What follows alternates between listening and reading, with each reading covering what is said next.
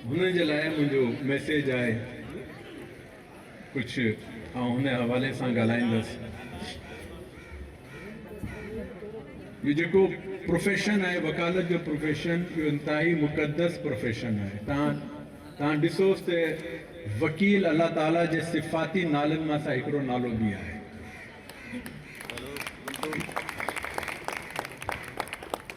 हिन प्रोफेशन जी कुझु तक़ाज़ा आहे। हिकिड़े कामयाब वकील जे लाइ ज़रूरी आहे त हुन में महिनत करण जो जज़्बो हुजे ऐं दयानतदारी ईमानदारी हुजे। ऐं हमेशह चवांसि थो त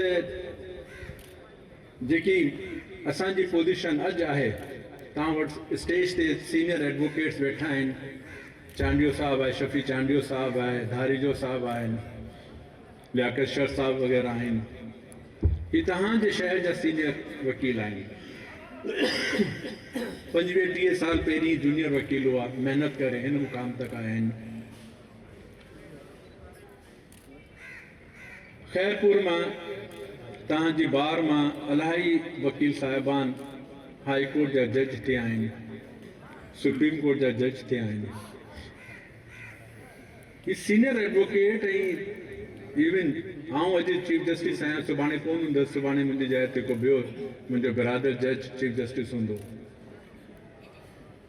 इहा पोज़ीशन अहिड़ी पोज़ीशन आहे जेकी हमेशह जे लाइ कोन हूंदी आहे, वक़्ती हूंदी आहे।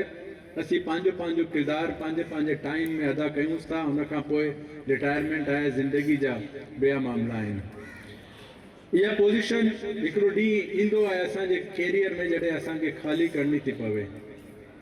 जॾहिं इहा पोज़ीशन ख़ाली थींदी, हिनखे फिल करण जे लाइ तव्हांखे अॻियां अचिणो आहे। इहा पोज़ीशन तव्हांजे इंतज़ार में आहे त तव्हां महिनत कयो, ईमानदारी ऐं दयानतदारी से पंहिंजे प्रोफेशन में नालो कमायोसि।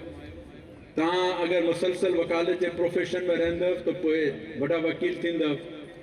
जीअं खैरपुर रियासत में खैरपुर में रहिया आहिनि। मूं अॻु में ॿुधायो त अल्लामा आया काज़ी वॉज़ आल्सो बैरिस्टर एंड